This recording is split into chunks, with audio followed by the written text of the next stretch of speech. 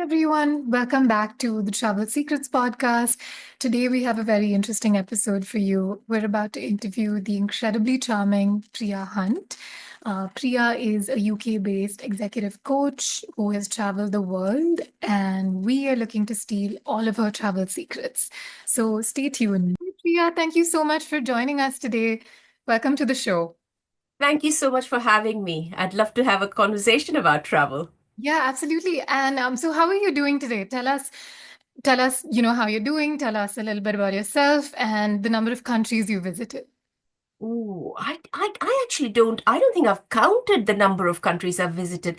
I'm based in the UK, as you know, but I've traveled quite a lot. So I used to work for an airline, and in their office, but I used to travel a lot. I had a large geographic area I used to cover, and because I and my husband as well are ex-airline staff, we love traveling, and we do all our travel planning ourselves, and we've traveled pretty much everywhere except South America, I think. So we've done a lot of, I've done a lot of Africa for work, but also for pleasure. I've done Australia, Asia Pacific, a lot of Europe that we've traveled.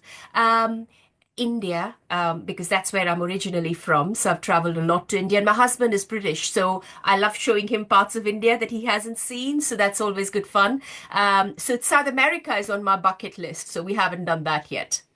Okay, okay. And what kind of a traveler are you? Are you relaxed or tense or planned or spontaneous? What's your travel style? We're quite relaxed, but we are planners. So both of us are really good planners. So we plan our whole holiday. We do have bits that we are spontaneous about when we get there, but we plan the basics, like when are we going, where are we staying, and we're quite fussy about that. I'm really interested in wildlife, so wherever, we've been to Costa Rica a couple of times, and Africa, so staying in really nice places that makes a real difference to us. But we're quite chilled. See, the thing is, because again, we are airline staff, I feel very at home inside an aircraft, so I feel quite chilled when we are going on travel. So I love the experience of travel, just the whole thing of going through airports and just enjoying every bit of it. So that's what we enjoy. Yeah, absolutely. And what is one place you would go to again and again? And what's one place you would never go again? um, there are lots of places I'd go again. Obviously, India is very high up on that list because that's where I'm from, and there is a great joy in showing Steve, my husband, different parts of India. I took him to Darjeeling. He's very into his tea, so I took him. We went and stayed in a tea estate in Darjeeling, and we had a really wonderful time. But the place I'd go again and again, I've only been once, but I absolutely want to go again, is Bhutan. Love Bhutan. It is just so amazing. There's something so special about that place. So we went there several years ago, actually 2010, I think. It was quite long back. And I'm just dying to go there again. Another place I'd go again, which Steve hasn't seen, and I loved, and I'm not very religious as a person, but I absolutely loved the spirituality in that place, was Benares. I loved Varanasi. I took my mother there because she wanted to see. She's obviously religious and wanted to see, but I absolutely loved it. What a beautiful, beautiful city. There's something really special about it. So there are these places that we'd go. Another place I think is amazing, especially if you want to travel to Europe, is Florence.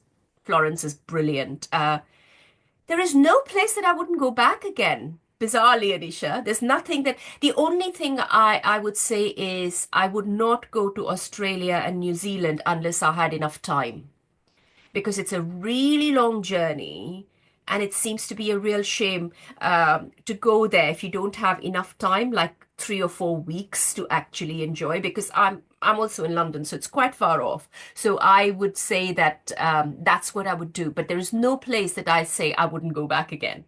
Okay. Tell us about an adventure or a disaster, like something you would tell your grandkids about. Oh, there are lots of stories, lots of stories. Okay, let me tell you about our honeymoon in Belize. So we went to Belize for our honeymoon. And it was so we spent a week in a jungle lodge, and then we spent a week in an island. So that those were the two things we did, and we had a strange experience in both places. So the first one, in the jungle lodge, the day we arrived, we sort of Steve and I decided to go for a walk into the jungle. So we went to the walk. It was daytime, so we thought it'd be safe. It was all fine. And we were all walking in and we got a little bit lost and suddenly we started hearing this sound, this roar.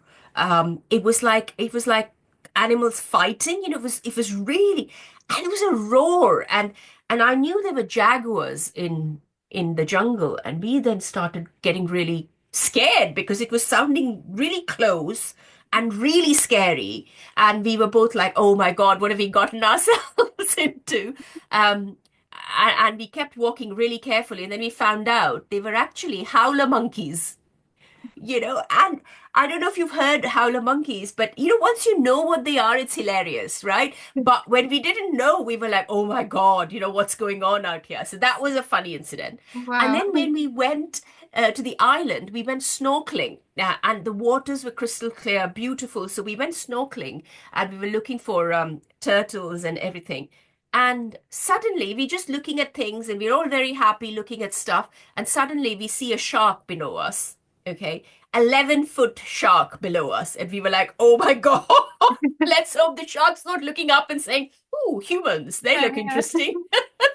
Luckily, the shark didn't do anything and it went off. But we were like, oh my God, that's the first time I had seen an 11-foot shark. And we thought that, we had a couple of close shaves in the honeymoon. So, I mean, I gather that your husband, Steve, is also just as avid a traveler as you are. You said he was Yes. part of Yeah. the airlines as well. Yeah, yeah, yeah. We both love traveling. I mean, it's one of our um favorite things to do. Uh, there are times we can't travel as much because of family reasons and things like that, but we do enjoy reliving our memories from all the travel we've done. So we've done quite a lot, and yeah, I'm very into wildlife. I'm very into botanical gardens. So wherever we go, I would go into the botanical gardens or the wildlife. Steve's very into the culture generally. He's also into, various other things like sports and things like that. So, if he gets a chance to play golf in nice places, he would do that. So we went to St Andrews in Scotland, and had a look at that. But I also remember we went to Indonesia and Borneo and those places. And one of the things I really wanted to see was Rafflesia. I don't know if you've heard of Rafflesia. It's the largest flower in the world. Okay, so and they only grow in natural habitat, and they are really large. They're like, it's about a couple of feet often in diameter, so they're quite Wow. large. Okay. And they grow on the ground, and they supposedly stink. They because they attract flies. That's how they get pollinated and stuff like that. And we went there. We went there to see the orangutans, but when we went there, we went looking around, and I found out that there was Rafflesia growing somewhere in the jungle, in the wild, and we managed to find a guide to take us there. It was all very exciting. So we love doing things like that, and it's great because both of us enjoy it. That's incredible. Okay, and so in a year, how would you structure your travel calendar? And are any of your trips solo, or are they mostly with your husband? How do you both sort of allocate time to travel? Uh, Good question. We do like traveling together, but I've had a lot of solo trips recently, especially when my mother was staying in India and I was here. I would go to see her, or I'd bring her back here and I'd take her back, things like that. But I also have a couple of very close girlfriends in India. My best friends are in India, and we tend to go traveling as well. So, we go to places like Glass House and the Ganges, in Rishikesh, and we've done some really lovely places where we just go for a night or 2 nights and really enjoy each other's company and the environment. But with and it really varies. In 2019, that was my favorite year for travel. I had finished one job and I'd taken a bit of time before I started the next job. So we did a huge amount of travel. We took our mothers at that point in time. Both his mother and my mother would travel with us, and we loved taking them. So we took them again to Switzerland. We took them to Prague. Steve and I went to Costa Rica. We went to Australia and New Zealand. So we did a huge amount. And where else did we go? We also went to Vienna, I think. So we did a lot. So if we could fit in a lot, we would, even if it's weekend travels or longer distance. Now it's more difficult because both the mothers are a bit older, so we can't travel that much and we can't take them around as much as we used to.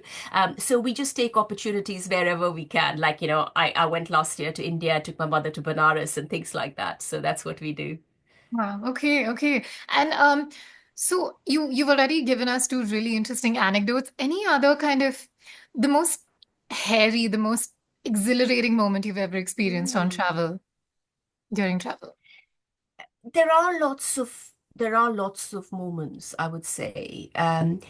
Another one I really enjoyed was when we went to Bhutan. We went trekking to what's called the Tiger's Nest Monastery, and it's a beautiful, beautiful monastery at the edge of a cliff.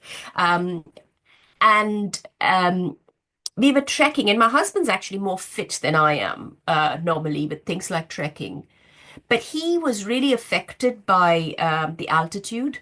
And went past a point and he was really struggling, and I was really charged up because I saw that monastery and I wanted to get in there. It was so beautiful. So it was really a tough trek for us because he really struggled with his breath when we were going up. And we know it was altitude sickness because as soon as when we were coming down, he was really tired and not great at all. But as soon as we crossed a certain level, he was absolutely fine. So we knew this was obviously, the altitude related. So that was sort of uncomfortable because it's never easy when somebody's not well when you're traveling. I did tell you about the wonderful experiences, snorkeling and stuff like that. I mean, we've been to the Maldives. We've done quite a lot of snorkeling. Also, once we went to the Caribbean and we went sailing. Now, neither of us are particularly good seaworthy people. We went sailing to a number of islands and we thought, oh, it'll be very pleasant and nice. And we were supposed to have a barbecue picnic and it was all very good. Um, but oh my God, the sea was so rough. It was so rough. And we were like on our side all through. And it was really, really uncomfortable. Interestingly, there were a few others who were also in the boat with us, and they were experienced sailors, but even they found it really hard. So it was really, really bad. And we went to the barbecue, and this guy was cooking some amazing seafood. I'm a vegetarian, so I wouldn't eat it, but it was an amazing thing. Nobody could eat anything because we were all so seasick. I didn't know it. So all we had was boiled rice. It was hilarious just to calm us down.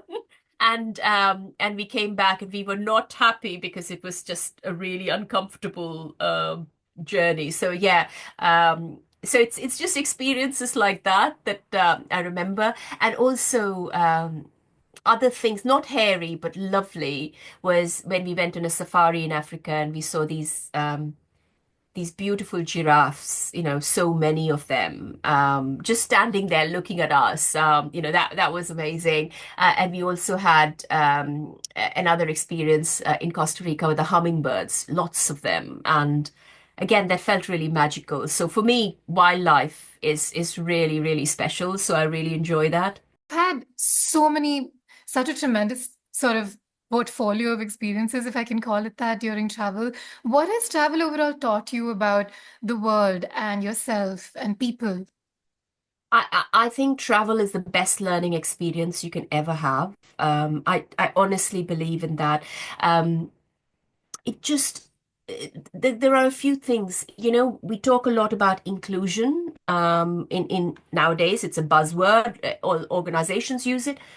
But travel really teaches you what inclusion is all about because it teaches you to respect and regard differences. It teaches you to really admire things that are so different from what you do at home. It just teaches you to see.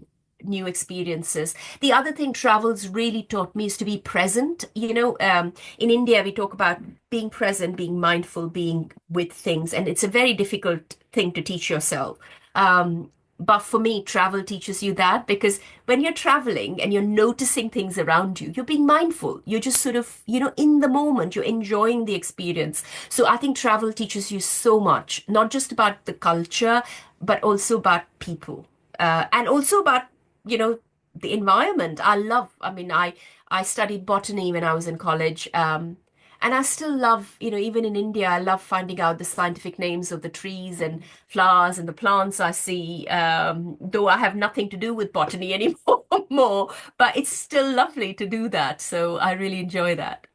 Yeah, no, absolutely. And okay, so you said on the bucket list or the next place you would love to go to is South America.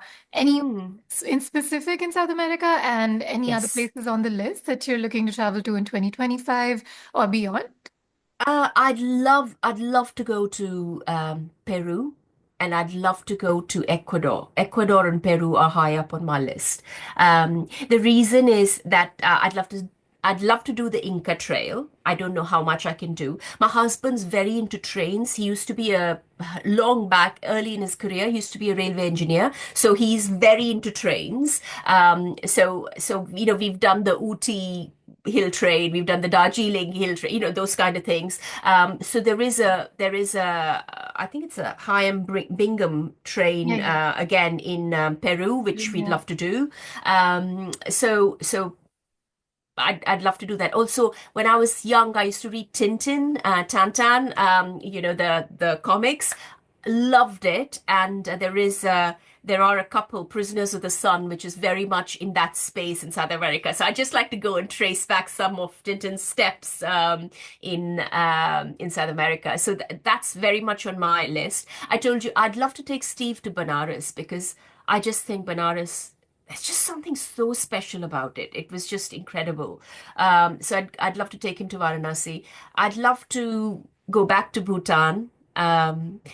I'd love to do another safari in Africa. Maybe go and see the gorillas. I haven't done that. Or I'm very interested in the Okavango Delta, in South Africa as well. Um, we also love quite, these are, the far away we go, we like these trips. We really like to absorb the place. We also like trips in Europe where we just sort of take a week, we just stay in one place and we just enjoy the locals, I mean, local areas. So we've stayed in France quite a bit. We just explore the local areas. We try the local wines and things like that. Because I'm veggie, I normally like to cook, but I try local stuff, which I can then experiment with. I'm very into cooking as well, so I really try that kind of stuff. Those kind of holidays, they're very relaxing. Just a week in the summer, somewhere nice, like France, Spain, and just enjoy the local area and the local food, the local cuisine. So that's really lovely. Yeah, no, absolutely. And speaking of Europe, what about London? So say I had 72 hours in London. How should I spend it? And are there any sort of tourist traps you think happen? I know you're in Oxfordshire, but Yeah, yeah. Well, of course they do. The one challenge with Europe, and I'll say this for everything. We went to Venice. We were very lucky. We went to Venice off season. Okay. And the advantage of going off season is there aren't any crowds. So you really enjoy it. The danger is the weather might be a bit, you don't know how it would be. So we were quite lucky with the weather, but one day we did have a lot of rain, but otherwise we were quite lucky. So the same thing is if you come in tourist season, things are quite expensive and it can be really busy. London is, I think, my favorite city in the world. It is one of the most amazing cities in terms of the history and culture. It's just magnificent, and I do love what they've done with the new London as well, because although they're modern buildings, they seem to blend in beautifully with the ancient historical buildings as well. So if you're interested in architecture, culture, history, London is the place to come. I'd highly recommend the museums, which are free, but also really well maintained, beautiful. Of course, there is a little bit of, yeah, there are a lot of stuff from all over the world, which is quite controversial, in London. But it's a beautiful opportunity to see some of these lovely things. Um, I would say there are tourist traps, so avoid the tourist season, like July, August would be worth avoiding. But then the best weather is around that time. So if you can manage to do sort of September or early October, you might be better off, or May or June, you might be slightly better off, is what I would say. Um, but I would say in 72 hours, I'd probably walk around London, use the public transport, just take it all in. Also, there is the most amazing international cuisine in London. You get the most fantastic stuff. I mean, when I moved in here in 2004, so that was 21 years ago. The food was less diverse than it is now. Now you get the most amazing stuff. You can try all sorts of amazing cuisine in London, and I would highly encourage people to do that. And also try out some of the markets, Borough Market, or the Columbia Flower Market, or Camden. These are just really enriching experiences. So yeah, so I can talk about London forever. I love the place. Would you recommend Covent Garden, or is it one of those done and dusted places that all of the tourists? I would. I mean, it is quite a touristy spot. However, I'd say go and see the theatre. There are theatres near. Go and see the Royal Ballet is nearby. Um, you know, I'd say that London is experience the whole thing. Go for the theatre, go have a pre-theatre or post-theatre meal. In Covent Garden or something like that. I do think that it's beautiful. You should experience all of it, especially if it's the first time in London. I wouldn't rush back there unless I was going for the theatre for obvious reasons, but it is beautiful. So there is no question about that. The Royal Kew Gardens are beautiful as well. It's just lovely to see. But even just walking through Hyde Park, which is again some of the best things in life are often free. So that's another thing I would say in travel. Some of the best things in life are often free. Just notice things around you. Just enjoy the whole journey while you're walking through the place. That's what I would say. Yeah, absolutely. Actually, I was going to ask you, what Yeah. what are your recommendations? What are some pieces of advice that you would have for maybe young travelers, young people who are looking to travel, maybe do 2 to 3 trips in a year? And I also wanted to ask you where you would live, if not for the UK, which part of the world, close your eyes, and if you could be anywhere, live anywhere, what Oh, I'm very clear. I would live in the Himalayas. The Himalayas, I would be in the mountains, somewhere near Bhutan, somewhere in India. One of the things I did in my MBA, funnily enough, I did my dissertation on setting up an eco lodge in the Himalayas. That was my dissertation, and I really seriously looked into it. And then we we decided it wasn't practical. It wasn't something, we could do. But there are that's quite my a few. dream. Right. There are quite a few as well, right? Maybe if Yes, you could yes, have been the yeah. early first mover or Yeah, and this was quite a while ago. So this was again, I did my MBA a long time back. So yeah, it is. I was really interested. I actually caught up with a lot of the original Eco Lodge builders in India, but it is hard work. It's not easy. There's a lot of politics you have to navigate. There's a lot of administration and stuff like that. If you're true to the eco lodge elements for young travelers, my advice about I'm a planner. Okay, so I've been to some places that are not safe. So, in order to be safe in places that are not safe, plan your travel so that you know that there is sort of a sort of almost like a handrail that you can hold on to if there is a problem. So I would almost always plan my travel. Also, when I was working as a single woman, I would travel quite a lot. I mean, I wasn't a single woman necessarily, but I would travel as a single female traveler quite a lot because I had traveled in all sorts, I mean, Africa, Nigeria, Kenya, Zambia. I've traveled quite a lot in these places. And it's just, I felt that extra, little bit of extra planning makes things safer and you feel more comfortable. I'd also, my advice to people would be to think about what you enjoy and explore. Nowadays, there is a lot of material available on the internet. Just make sure you're looking at the right places, reputable websites and things like that, to say what do you want to do. And just have an idea. You don't have to plan everything to the nth degree, but just have an idea of these are some things I want to explore when I'm there. And then be spontaneous. Like that Rafflesia trip was completely spontaneous, but we really enjoyed that. So it's just things like that. So I would say have Bad. some planning, yeah, but then be spontaneous, but be present in whatever you do. So if you're going on holiday and you're going to be still thinking about work, then you've not got the balance right, is what I would say. And then vice versa. So it's quite useful to be present in whatever you're doing. Absolutely.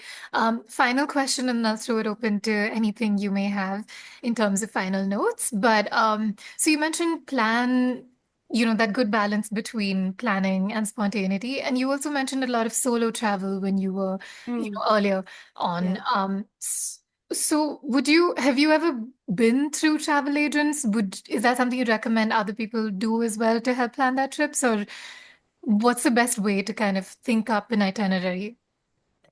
Well, see, as I said, because Steve and I are both sort of ex-airline staff, we would never use a travel agent. Not because we don't believe in them or they're no good. It's just that we love planning, and that's part of the enjoyment of the holiday for us. The planning is really part of the enjoyment. So we wouldn't use it. But however, I would say to a lot of people may not be that comfortable with looking at different airline prices or hotels and stuff like that. If that's the case, then obviously a travel agent is really helpful. The other thing I think, some of the things that I would do if I wasn't traveling with Steve and I didn't have this background and stuff like that.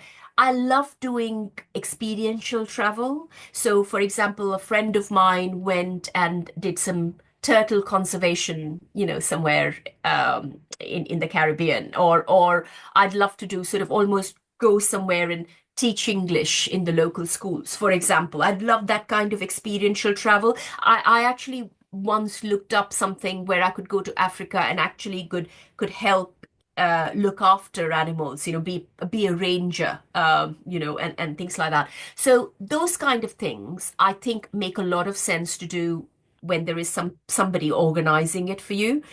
So I'd say that if you're interested in that kind of experiential travel, which I'd highly recommend for especially young solo travelers, it might be just really worth looking at companies, again, reputed companies that have all the right sort of certifications and stuff like that. Yeah, that's one thing I would advise everybody to be careful about. Please go with people who have certifications, are reputed, all that kind of stuff. And it's easy to find out on the internet if they are or not. So, You ever heard of any sort of experiences gone foul like that? Like, have you heard of any travelers who've had bad experiences or sort of gone with unverified travel agencies and ended up in a tough spot?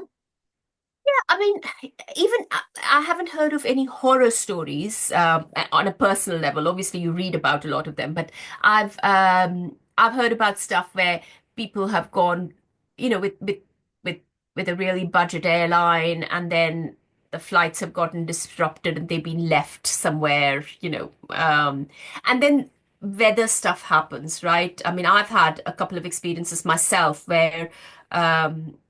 It was I still remember it was really cold. It was December, no, January, 31st of January, as a matter of fact, years and years ago. I was flying overnight from London to India for work, I think, and I got into the plane. It was really cold and they were de-icing because there was a lot of ice everywhere. And they said, just sort of relax. Now I have this habit of falling asleep really quickly. I've trained myself to fall asleep on the aircraft because I used to travel so much. I needed to do that. And I fell asleep and then I woke up. I thought we were up in the air because that's what used to happen. By the time I wake up, and the lights were dim and everything. And then I just looked outside the window and we were still on the ground. And I'm like, oh my God, what's the time and what's going on?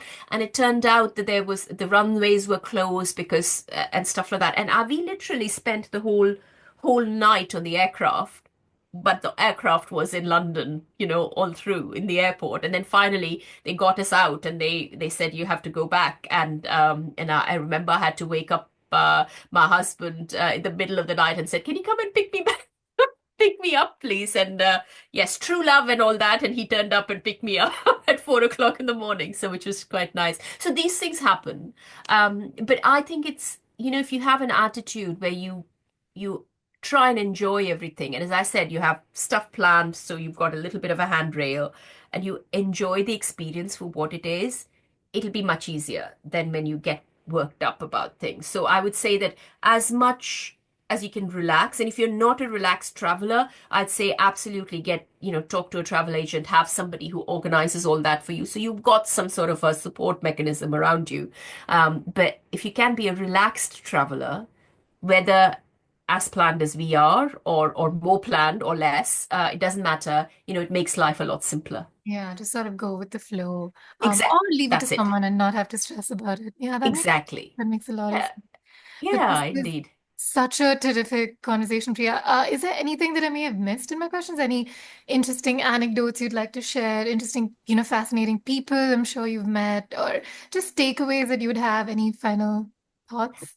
I'll share a couple of things, memories that just come up to me when you asked me that question. One of them is we went to Bermuda, and I remember we traveled on the local buses. It was so lovely. It was so chilled. All the drivers would go past each other and honk at each other and wave and have a chat. It was such a relaxed, chilled atmosphere, and I still remember that. I love that. The other thing that I wanted to just mention was one of the best continents for travel for me is Europe. And the reason I say that is because the countries are so close by. There's just so much you can see. And there's so much history seeped in there that is just absolutely lovely. So I just love that. I'll tell you the other thing about relaxed travel, which is my third point and last point I'll make, is I remember Steve and I went for a very short holiday to Lapland, which is sort of in the Arctic Circle. We were in the Arctic Circle. We were in Wow. glass igloos and stuff like that. And it was great. I was really looking forward to this holiday. But the day before, I had traveled for work somewhere, and then we went in there, and it's just so happened that I had a bug. I had caught a bug, and it was a tummy bug, so you can imagine. And the whole day and night, I spent it in the igloo, in the loo, effectively. But it was just still a funny experience for me because we just I remember coming out and said, okay, the next morning we were going out with the huskies for a walk, and I said, no, we still are going to go, and I still went, Wow, you despite powered through it. Oh, despite doing that. And I think when you look back on it, and I'm smiling, it was obviously not that funny at that point in time. And it was just a 24-hour bug. Okay, so I was fine. And I came back home and I'm like, fine. I'm like, oh, great. The 2 nights I spent in Lapland, it was not a good experience. But then that means I have an opportunity to go back there again and hopefully not have the bug. So yeah. so I think I'd say that, if you can enjoy all your experiences, however they are, or find a way of, finding the humor in everything, I think that is the best way to travel, and you can be stress-free and you can really enjoy yourself.